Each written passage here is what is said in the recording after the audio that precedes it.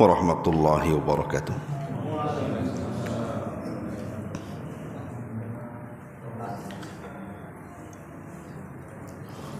Alhamdulillah wassalatu wassalamu ala Rasulillah wa ala alihi wa sahbihi wa mawalah wa la hawla wa la quwwata illa billahi wa ba'du.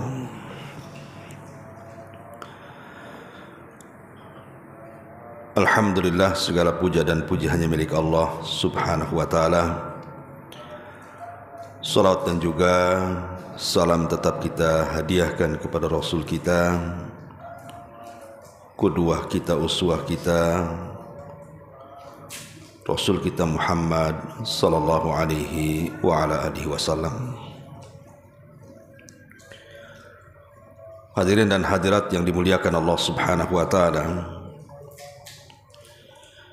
alhamdulillah di subuh kali ini setelah melaksanakan kewajiban Allah subhanahu wa ta'ala, salat yang paling berat dilakukan orang-orang munafik, kembali kita bisa duduk untuk bertalabul ilmi.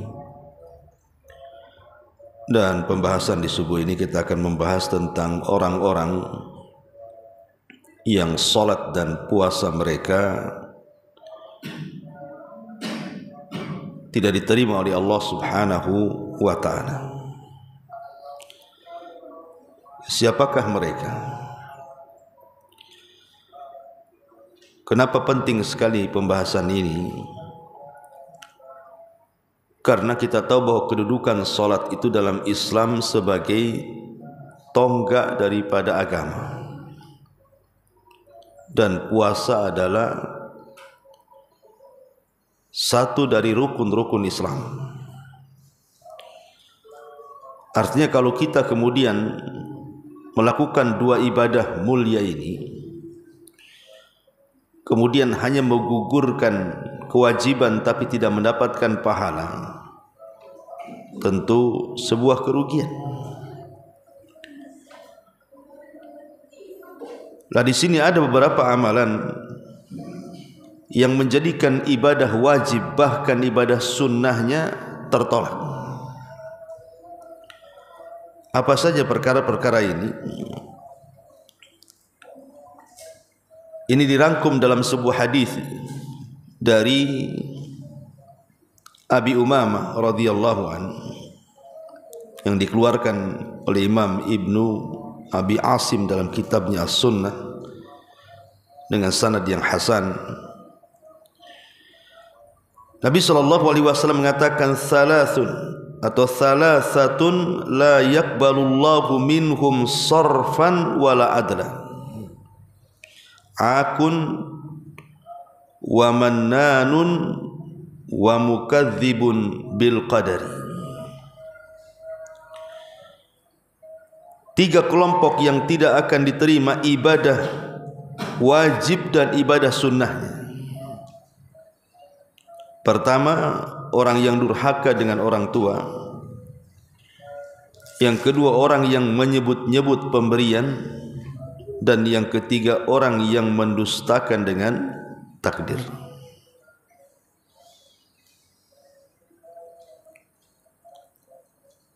Ma'asyiral muslimin yang dimuliakan Allah azza wa jalla, di sini ada 3 poin. 3 amalan dosa yang menghalangi ibadah wajib dan sunnahnya, termasuk dalamnya adalah salat, puasa, dan yang lainnya. Pertama, durhaka dengan orang tua.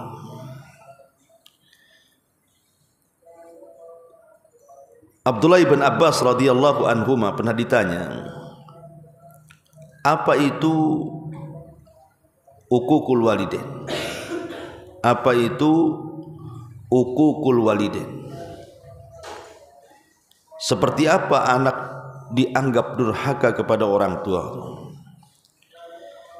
Maka Abdullah bin Abbas radhiyallahu anhu mengatakan dan mencontohkan. Beliau tidak menyebutkan definisinya, tapi beliau menyebutkan contohnya. Dia mengatakan bahwa apabila kita sedang mengebut baju kita, menghempas baju kita. Kemudian dalam baju kita ini ada debu, dan debunya ini melayang ke muka ibu kita atau bapak kita, maka anda telah melakukan uquq, katanya, telah melakukan kedurhakaan. Hanya mengebutkan entah kain entah apa gitu kan, rupanya di kain atau di baju kita ini ada debunya. Tanpa sadar kemudian debu itu menghempas pula ke muka orang tua kita. Kata Abdullah ibn Abbas, dia menganggap ini bagian daripada uququl walidain. Artinya, padahal perkara-perkara seperti itu kan mungkin dianggap biasa. Kadang kita ngebut sesuatu di rumah kan, ada orang tua di situ.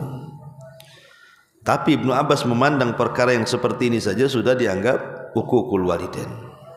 Apalagi lebih daripada ini, seperti membentak atau menyakiti dengan fisik atau mempermainkan perasaannya. Dan di zaman sekarang uququl walidain itu luar biasa. Persis yang disabdakan Nabi SAW, antalidal amatu rabbataha. Ketika seorang budak melahirkan tuannya, ketika menyebutkan tanda-tanda kiamat. Dan sebagian para ulama hadis mengatakan bahwa kalimat antalidal amatu rabbataha itu maksudnya adalah munculnya anak-anak durhaka kepada orang tuanya. Bahkan yang tidak terpikirkan di zaman Rasul ada di zaman sekarang, seperti anak membunuh orang tuanya. Ini zaman dulu jarang kita dengar, tapi hari ini subhanallah ya, banyak sekali anak-anak yang kemudian membunuh orang tuanya dengan cara sadis, bahkan dengan alasan yang tidak masuk di akal. Dan itu bagian daripada uququl walidain. Kemudian yang kedua, manan ini mengungkit-ungkit pemberian. Dan Allah Subhanahu wa taala berfirman, wala ya ayyuhalladzina amanu la tubtilu shadaqatikum bil manni wal adha.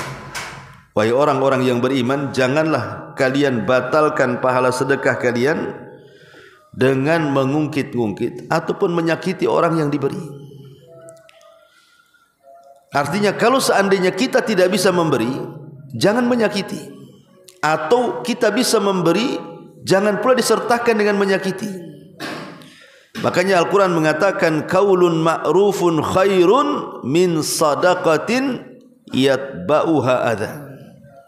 Ucapan yang baik itu, ucapan yang indah, itu masih lebih baik daripada anda bersedekah tapi menyakiti orang yang anda sedekahi.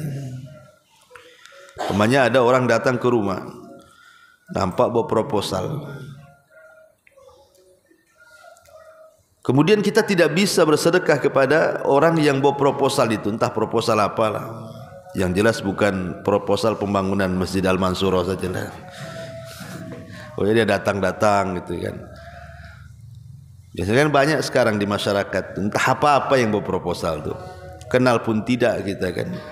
Kadang mintanya di Tanjung Uban, pembangunannya di Madura sana, atau di Padang atau di mana itu jauh gitu ya kan. Sampai ke sini kadang-kadang minta proposalnya itu, padahal jauh kali dia bangun tuh. Ya entah benar entah salah, kayak kemarin di viral di Batam itu rupanya hoax gitu kan. Ditangkap beberapa orang itu berproposal mengatasnamakan komunitas apa untuk pembangunan masjid itu gimana gitu, atau panti asuhan, rupanya sindikat penipuan. Berjaring pula, banyak pula anggotanya. Begitulah sindikat kan, tidak mungkin bermain sendiri. Tapi kita seorang muslim kan, kalau kita tidak tahu siapa dia kan hukum berlaku kepada zahirnya. Kalau dia mengaku A ya kita percaya saja. Soal dia dusta atau tidak itu urusan dia dengan Allah kan. Tetapi kalau kita memang ragu-ragu dan tidak mau memberi, pemanya ragu-ragu dan tidak mau memberi gitu kan, karena orangnya asing, bawa proposal gitu kan. Kalaupun kita tidak memberi, jangan kemudian menyakiti. Maka Allah mengatakan qaulun ma'rufun khairun min shadaqatin yatba'uha adza.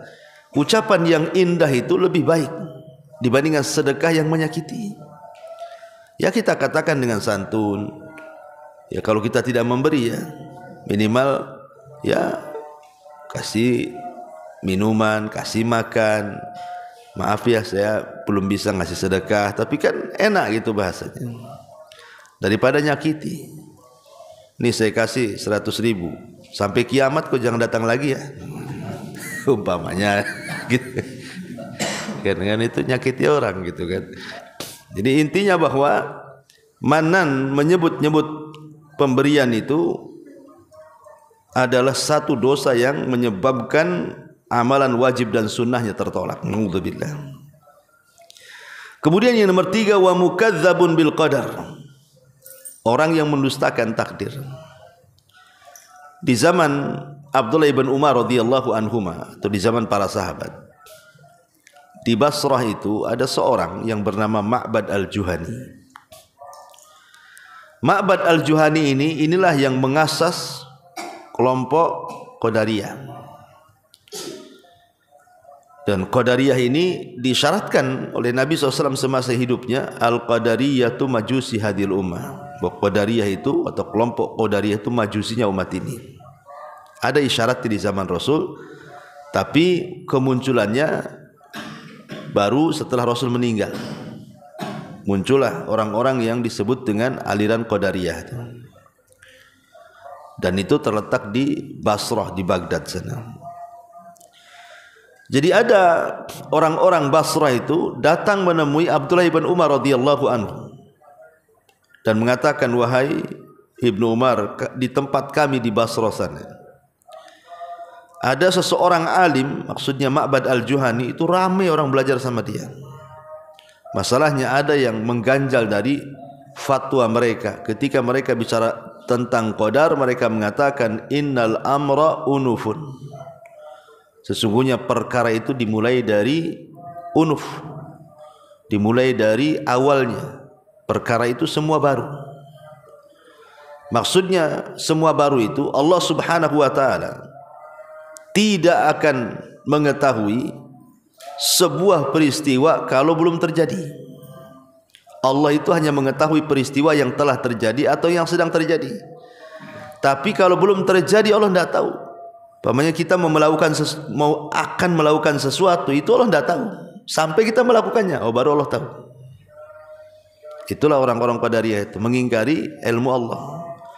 Kalau kita ahli sunnah wal jamaah yakini Allah itu maha tahu yang telah, yang sedang dan yang akan datang. Bahkan Allah maha tahu sesuatu yang mustahil terjadi, kalau terjadi Allah tahu. Bukan hanya sekedar mengetahui yang telah, yang sedang, yang akan datang saja. Sesuatu yang mustahil terjadi, kalau terjadi saja Allah tahu. Seperti contohnya apa? Contohnya firman Allah Subhanahu wa taala, di mana Allah Subhanahu wa taala mengatakan, "Lau rudduhu la'adu limanuhu anhu." Kalau seandainya orang-orang kafir yang masuk neraka itu dikembalikan ke dunia, niscaya mereka kafir lagi. Seandainya orang-orang kafir yang masuk neraka itu dibalikan lagi ke dunia, pasti mereka baliklah kafir lagi.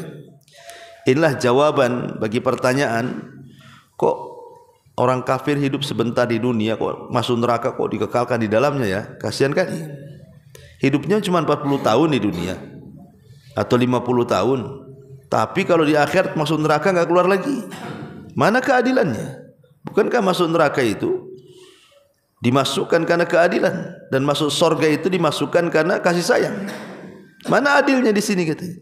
Ya kalau umpamanya 40 tahun kufur, yang 40 tahun aja di neraka, kan begitu kalau adil-adilan itu. Tapi Allah itu maha tahu. Kalau orang-orang kafir yang masuk neraka itu dibalikkan ke dunia, kafir lagi. Itu masalahnya. Keluar dari neraka itu dibalikkan ke dunia itu mustahil. Mana ada orang masuk neraka balik lagi ke dunia, dunia pun dah hancur. Kan perkara mustahil kan itu. Sudah kiamat, sudah enggak ada dunia itu, yang ada akhirat. Tapi kalau terjadi sesuatu yang mustahil ini, kemudian tiba-tiba Allah bentuk lagi dunia, kemudian orang kafir neraka dikeluarkan, dibalikin lagi ke dunia, pasti balik kafir lagi. Itu kan sesuatu yang mustahil terjadi. Kalau terjadi Allah tahu namanya. Tapi orang-orang Qadariyah itu beda. Mereka mengatakan innal amra unuf, semua perkara itu dimulai dari yang baru. Maknanya dengan perkataan ini Ma'bad al-Juhani ini ingin mengatakan bahwa Allah ini tidak tahu apa yang akan terjadi, hanya tahu yang telah dan yang sedang saja. Makanya Abdullah bin Umar marah dan mengatakan, katakan kepada mereka, pada Ma'bad al-Juhani itu, saya berlepas diri dari mereka dan mereka berlepas diri dari saya, katanya. Dan saya mendengar bapak saya, maksudnya Umar bin Khattab radhiyallahu anhu, meriwayatkan sebuah hadis tentang hadis Jibril sampai kepada apa? Ketika Rasul ditanya soal iman, antu'mina bil qadari khairihi wa syarri. Mereka harus beriman dengan takdir Allah, baik takdir yang baik ataupun takdir yang buruk.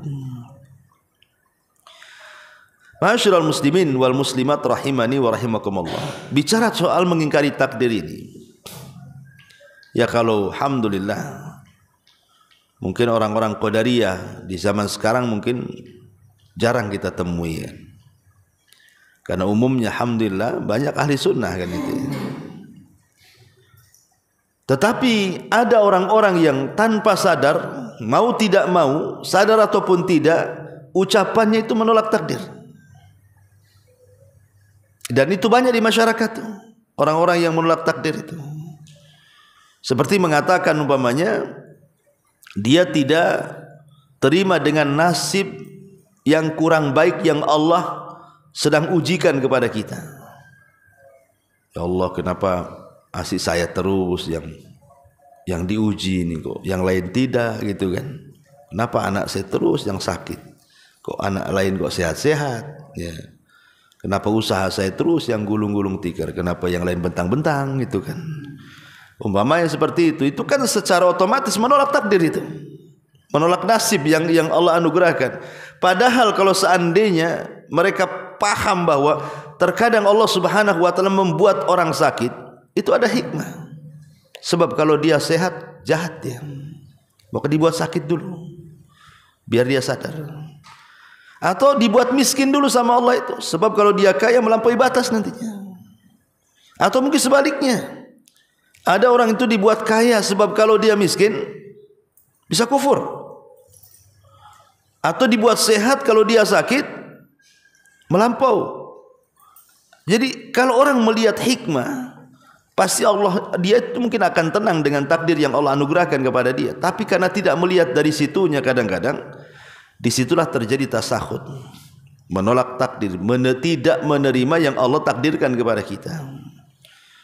Padahal sekali lagi saya katakan hikmahnya, ada orang-orang yang Allah buat dia kaya, kalau dia miskin masalah. Tapi ada orang-orang yang Allah buat miskin terus nggak kaya-kaya, sebab kalau dia kaya melampaui batas. Hikmahnya di situ. Oh, kalau kita sakit, mungkin Allah sedang menguji saya, mungkin terlampau banyaklah dosa saya itu, biar Allah gugurkan dulu kan gitu. Dan saya kenal orang kaya itu, ikhwan. Ini saya ulang-ulang kisah ini waktu saya di Yaman. Ada orang kaya itu luar biasa, ikhwan. Itu boleh dikatakan orang nomor berapa terkaya di Yaman itu. Rumahnya dekat istana tuh. Tapi luar biasa, itu yang orang kaya itu dikenal ahli puasa. Senin Kemisnya itu ahli puasa, nggak pernah tinggal. Kemudian ahli sholat malam, sholat malamnya nggak pernah tinggal. Kemudian dia hafid Quran lagi. Kemudian setiap subuh jam 3 tuh menjelang subuh, dia akan membuka sedekah. Jadi dia buka sedekah itu sepertiga malam akhir. Maka dari mana-mana datang itu, paling tidak satu malam itu bisa 100-200 orang yang berproposal tuh. Setiap subuh tuh. Bayangkan coba, kita ini udah miskin, puasa tidak, sholat tidak, sedekah tidak, subuhnya telat-telat, udah ini. Tapi memang begitu, ada orang-orang kaya itu Allah berikan sebuah keistimewaan kan. Sebab kalau mungkin dimiskinkan gak seperti itu. Tapi ada sebaliknya. Ada waktu miskin itu subhanallah, mungkin ngaji paling depan, salat paling depan dalam saf pertama. Mulai Allah bentangkan kekayaan tuh. Yang tadinya ngaji seminggu sekali jadi sebulan sekali tuh. Maafin sama ustadznya. Maaf ustadz, saya baru buka cabang katanya. Cabangnya baru 1, tapi 3 minggu dilangkai dia. Sebulan sekali aja dia ngaji. Terakhir hilang setahun sekali Idul Fitri aja ketemu salaman tuh. Udah pindah ustadz katanya. Usahanya pindah ke Batam dan ngaji lagi. Obat tak nampak katanya. Di sana ngaji, itu pula tak ngaji gitu. Sibuk. Ya. Jadi ada orang-orang itu waktu miskin memang Allah berikan kebaikan. Bisa ngaji, sholat 5 waktu, banyaklah peluang-peluang dia untuk menambah pahala itu. Tapi ketika kaya, subhanallah, kalla innal insana la yatgha an ra'ahu stagna. Terkadang manusia itu mudah melampaui batas ketika kekayaan dibentangkan kepada dia. Jadi ada orang-orang yang mukadzabun bil qadar. Ya, ini satu hadis Nabi. Walaupun ada sebagian ulama mengatakan riwayat ini dilemahkan, tapi ada yang menghasankan.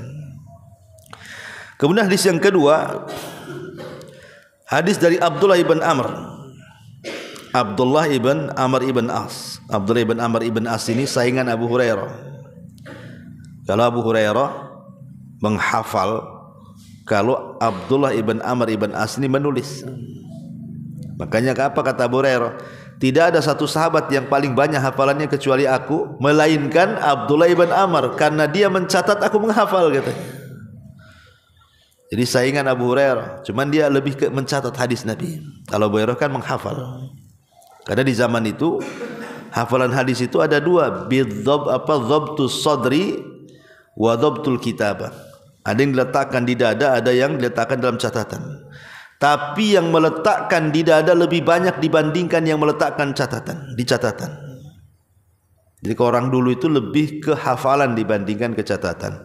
Kalau orang sekarang lebih banyak ke catatan dibandingkan hafalan. Ada yang lebih parah lagi, tidak menghafal, tidak mencatat. Itu parah itu. Ya. Taib. Kemudian disebutkan dari Abdullah bin Amr ini, qala Rasulullah sallallahu alaihi wasallam, "Thalathatun la tuqbalu lahum salatur rajuli." La tuqbalu lahum salatun. Thalathatun la tuqbalu lahum salatun. Ada 3 orang yang salatnya tidak akan diterima. Ar-rajulu ya ummul qauma wa hum lahu karihun. Seseorang yang menjadi imam solat sementara makmumnya benci sama dia. Kemudian yang kedua, warrajulu la ya'ti salata illa dibara. Orang yang tidak melaksanakan solat kecuali setelah habis waktunya. Kemudian yang ketiga, yang terakhir, wa man i'tabada muharrara, dan orang yang memperbudak orang yang merdeka. Hadis ini memang menjadikan perselisihan para ulama, seperti Syekh Albani melemahkan hadis ini, kecuali kalimat yang pertama, kata Syekh Albani itu sahih. Budak yang seorang imam yang dibenci oleh makmumnya, itu saja yang benar. Ya, kalau yang lainnya lemah, kata Syekh Albani. Nah di sini Nabi SAW mengatakan 3 kelompok itu. Pertama, imam yang dibenci makmumnya. Imam yang dibenci makmumnya. Tentu bukan karena hasad benci makmum kepada imam itu. Bukan karena imamnya kaya dia miskin hasad gitu. Atau sebaliknya, bukan. Tetapi maksudnya karena imamnya itu mungkin ahli maksiat, orang fasik. Ya, mungkin dikenal di lingkungannya tukang ngadu ayam, jadi imam pula kan itu. Imam di tengah-tengah gelanggang, imam pula di dalam masjid, kan? Ini 2 imamnya jadinya. Jadi benci itu karena kemaksiatan yang dilakukan dia. Ya. Atau mungkin karena dia ahli bidah. Mungkin karena dia melakukan bid'ah. Kita enggak suka gitu ya kan.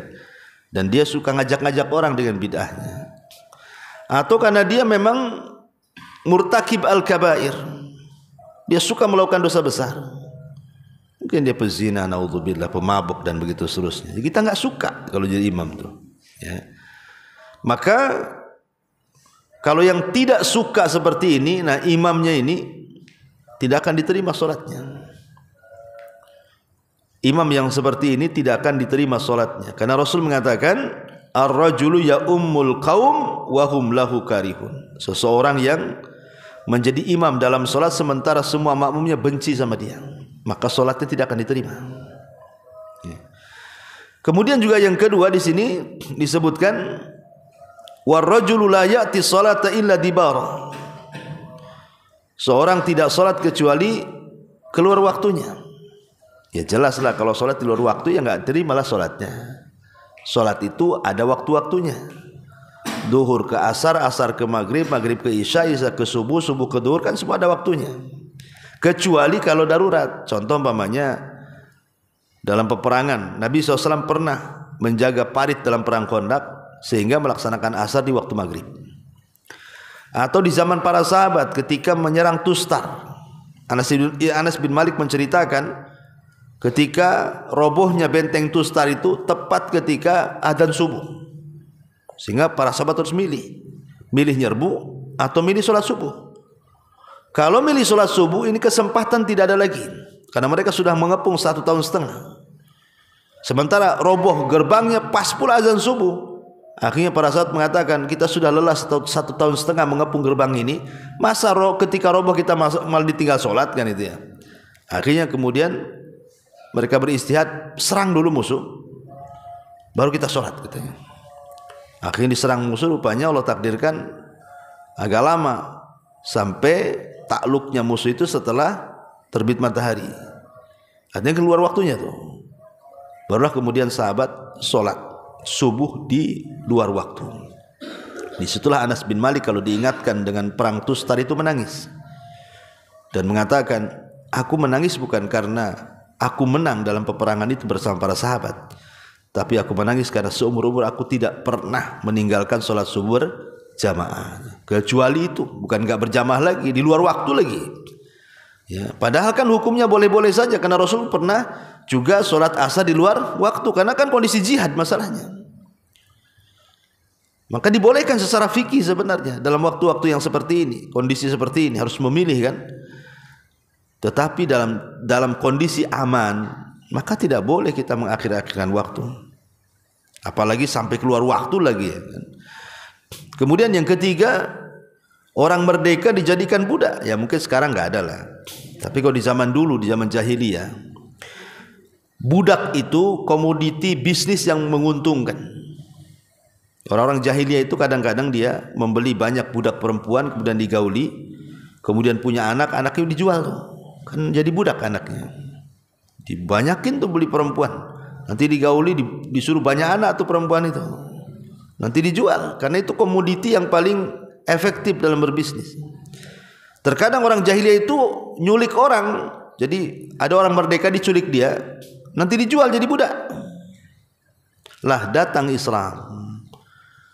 Islam kemudian mulai mengikis perbudakan.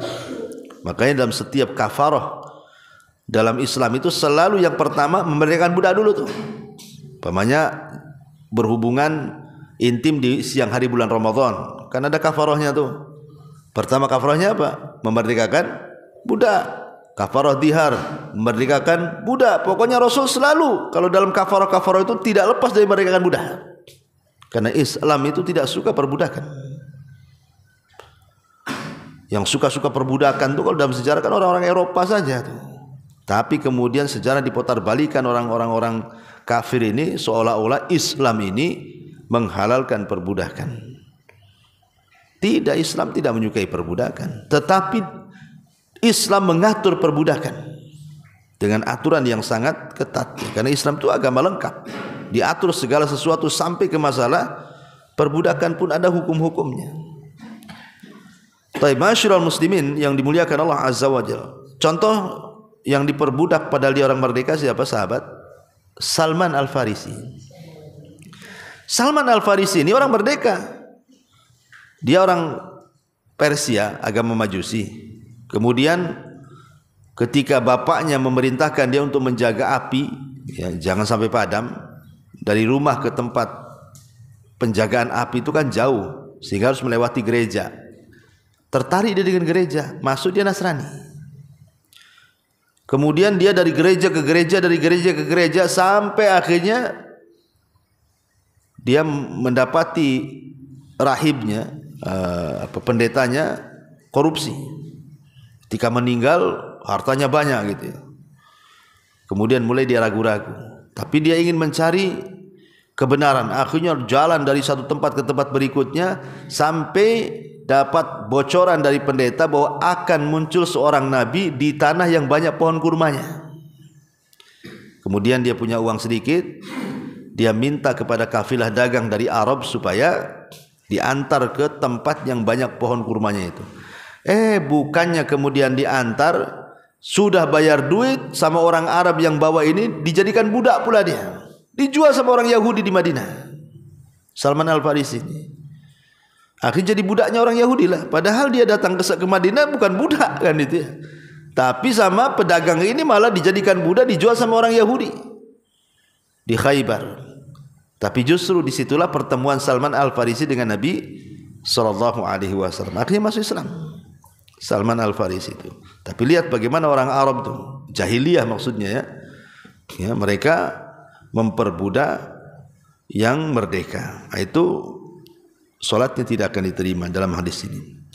Kemudian juga ada riwayat yang lain, ada tambahannya adalah wa akhwan mutasarian. Akhwan mutasarian, sesama saudara saling bertengkar. Kemudian wa mra'atun batat wa zawjuha 'alaiha sakhit. Seorang suami, kemudian seorang istri yang tidur sementara suaminya sedang emosi. Mungkin suaminya minta jatah, istri nggak ngasih. Akhirnya dongkol suaminya. Istrinya ngorok, suaminya terpikir aja sampai subuh tak tidur. Nah itu juga wanita yang seperti ini tidak akan diterima sholatnya. Ya, dengar ibu-ibu ya. Kalau suami minta kasih, ya, karena lihat ancamannya di sini. Nabi SAW mengatakan salasatun la tartafi'u salatuhum fawqa ru'usihim. Ada 3 kelompok yang solatnya tidak akan diangkat di atas kepala mereka satu jengkal. Satu jengkal pun tidak akan diangkat. Apalagi sampai ke langit gitu ya. Salah satunya adalah tadi imam yang dibenci makmumnya, kemudian 2 orang yang bersaudara selalu bertengkar, termasuk juga seorang wanita yang tertidur di malam hari sementara suaminya emosi karena jatahnya tidak dikasih. Karena begini ya, ini nasihat kepada ibu-ibu ya. Kalau memang ada halangan seperti haid ataupun nifas atau sakit parah gitu ya, ya wajar menolak gitu ya. Tapi kalau tidak ada halangan kemudian menolak hanya karena capek, lelah, letih, nggak ada mood atau gimana, maka itu bukan alasan. Sebab kalau suami cari makan bu, itu bisa beli. Suami cari pakaian bisa beli di mall. Tapi khusus pelayanan ini tidak bisa beli kecuali ke lokalisasi. Dan ini masuknya ke perzinahan. Sehingga tujuan suami menikah dengan seorang wanita itu kan salah satunya ifah. Ifah itu menjaga kehormatan supaya jangan berzina. Kan tujuan bapak-bapak nikah kan begitu. Supaya tersalurkan syahwatnya ke yang halal. Itu tujuan kita laki-laki menikah kan begitu. Tiba-tiba ketika syahwat yang hendak disalurkan itu tiba-tiba ditolak. Berarti kan sudah tidak dapat tujuan pernikahan. Apa kemudian antum harus lari ke tempat lain? Membayar wanita-wanita pelacur? Mustahil, haram. Ya. Kalau makan bisa dibayar, COD. Ya kan? Marketplace banyak kan gitu ya. Tokopedia macam bisa beli kan. Tapi khusus urusan ranjang ini nggak bisa dibeli. Mau beli kemana? Ya, barangnya ada di rumah. Jadi yang seperti ini harus dipahami bahwa seorang laki-laki tidak bisa ditolak, karena itu justru pahalanya di situ. Kalau ibu menolak itu justru dalam Islam disebut nusus. Nusus itulah menjadikan suami boleh tidak memberikan nafkah. Antum kalau ditolak sama istri, 1 hari itu jangan dikasih jajan. 2 hari tadi kasih, 2 hari tadi kasih jajan. 3 hari, sebulan jangan dikasih nafkah. Ya, karena itu nusus. Kalau dia menolak, jangan dikasih nafkah. Kelaparan, biarin aja. Ya. Taib. Kemudian di antara orang-orang yang juga ditolak kita, karena waktu juga kita baca secara singkat aja. Orang yang melakukan kezaliman di kota Madinah dan menakut-nakuti penduduknya, ini tidak akan diterima amalan wajib dan sunnahnya. Ataupun orang yang mendatangkan kebid'ahan di kota Madinah dan melindunginya, ini juga masuk dalam kategori tidak akan diterima amalan wajib dan sunnahnya.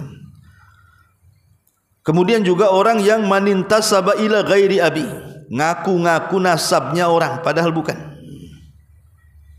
Dan ini banyak di masyarakat yang ngaku-ngaku nasab, namanya ngaku-ngaku keturunan Nabi padahal dia tidak punya nasab yang benar.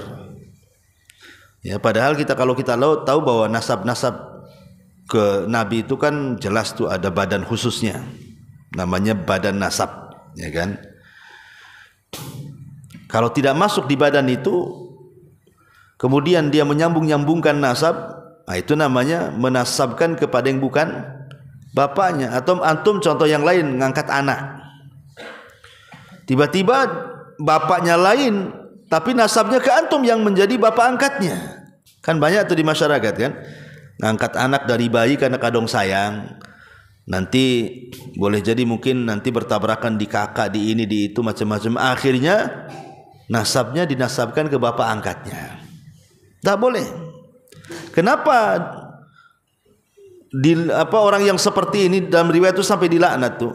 Karena nanti kalau seandainya nasab ini sembarangan dinasab-nasabkan kepada orang, itu konsekuensinya berat. Pertama, bicara soal mahram.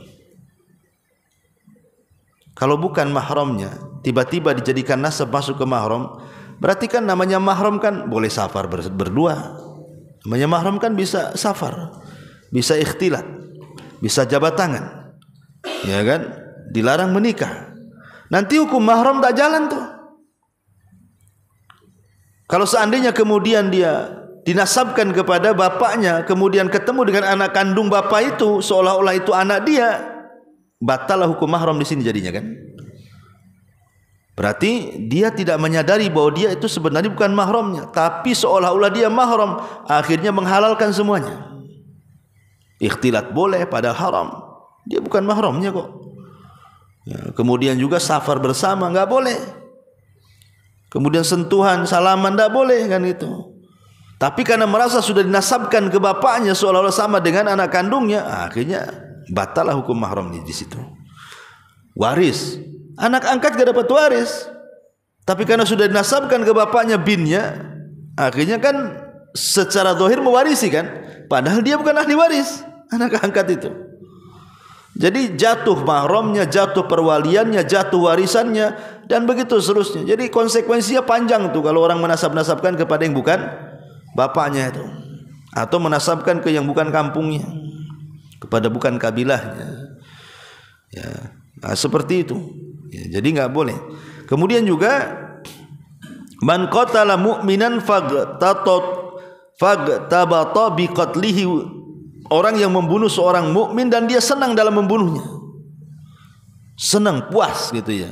Makanya dalam urusan waris biasanya saudara dengan saudara, urusan waris akhirnya bunuh-bunuhan. Kayaknya puas sekali tuh bunuh saudaranya tuh. Nah, ini tidak diterima amalan wajib dan amalan sunnahnya. Termasuk juga disebutkan orang yang man ata bi jarimatin mungkar, orang yang mendatangkan kemungkaran yang atau dosa yang sangat mungkar, seperti kerusakan, merusak hutan, merusak apa, merusak ini, merusak itu, menjadi kota utoruk, perampok dan begitu seterusnya, menakuti orang lah. Nah, itu juga masuk pada orang yang tidak akan diterima amalan wajib dan juga amalan sunnahnya. Inilah diantara pembahasan kita di pagi hari ini. Mudah-mudahan ada manfaatnya. Taib, sebagaimana janji di semalam, kalau ada yang bertanya kita buka tanya jawab, silakan. Kalau tidak ada ya baguslah, ya kan, ikan sepat ikan gabus ya gitu.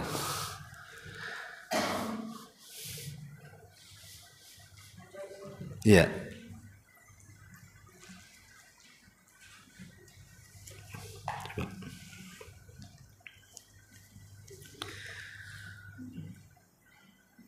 Semoga Ustaz dan keluarga dirahmati. Amin. Seorang istri yang mana orang tanya, gimana nih? Seorang istri yang mama orang, ini orang apotek yang bisa baca nih. Resep. Tentar. Sakit di kampung tapi si istri tidak dapat izin dari suami. Oke, paham. Jadi orang tua istri ini di kampung sakit, ya. Kemudian mungkin mau menziarahi orang tuanya tapi si istri tak dapat izin dari suami. Yang diucapkan suami, saya yang mengurus anak sekolah, apa seperti ini termasuk durhaka kepada orang tua? Iya. Bismillahirrahmanirrahim. Ini harus dipahami ya. Kadang-kadang pernikahan itu bukan menghalangi berbuat baik kepada kedua orang tua. Justru redhonya ataupun barokahnya rumah tangga itu ketika masih ada hubung kait antara anak dengan orang tua.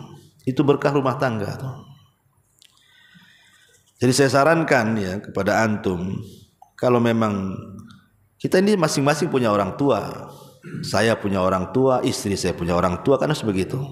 Kalau dua-duanya masih hidup kan, maka berbaktilah kepada kedua orang tua, jangan menghalangi salah satu dari keduanya. Jangan pula istri mengajari suami durhaka kepada orang tua ataupun sebaliknya. Karena banyak istri yang ngajari durhaka juga kepada orang tua. Ada dulu itu ikhwan kita nelpon saya, dia curhat ya, setiap dia transfer ke orang tuanya itu harus perang Irak sama Amerika dulu tuh. Wah, pokoknya seminggu tuh perang tuh, gara-gara suaminya transfer uang ke orang tuanya. Alasannya sederhana, karena hidupnya masih susah, masih ngontrak, masih apa kan itu, masih banyak tanggungan. Itu bukan alasan. Justru boleh jadi dengan sedekahnya anak kepada orang tua itu Allah bukakan rizki kan. Boleh jadi dengan itu Allah bukakan rizki, Allah mudahkan rizkinya.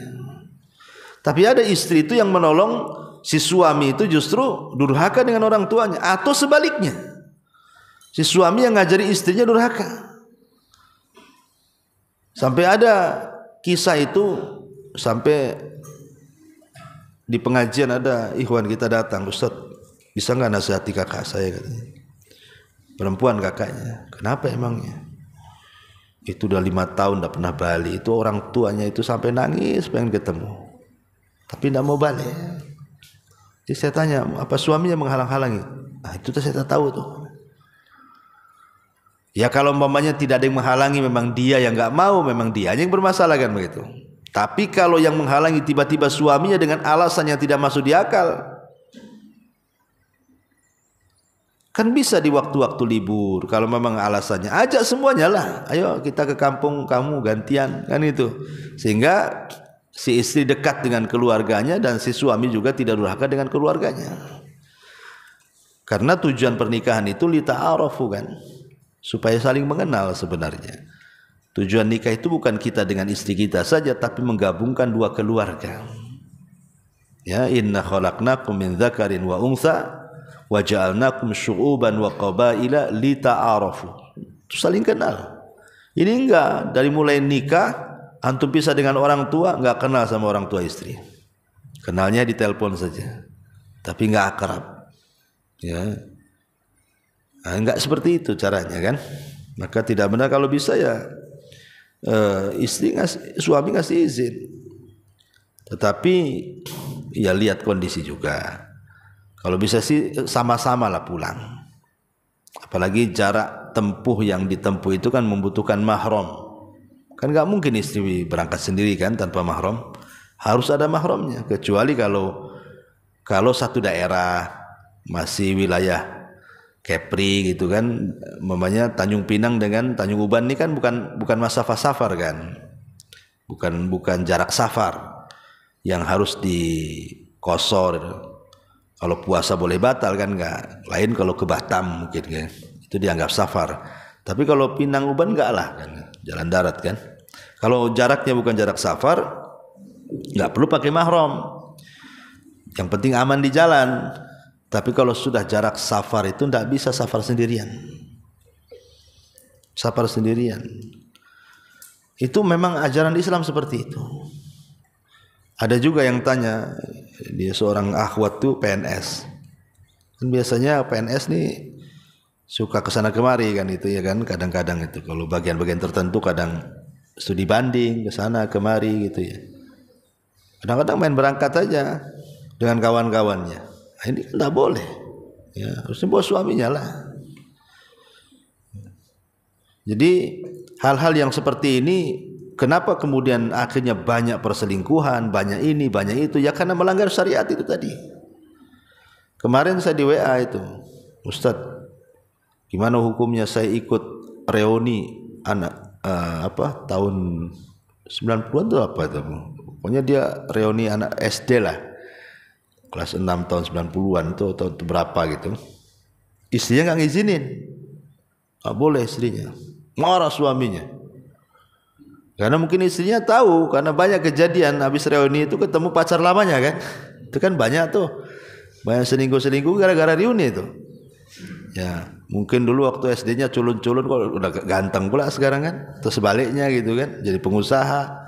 Kan banyak yang seperti itu. Padahal dia ngaji. Saya bilang betul lah istri antum tuh. Enggak usah ikut. Apa faedahnya reuni di situ? Antum mau ceramah di situ diundang. Kalau hanya makan-makan nggak ada faedahnya apa?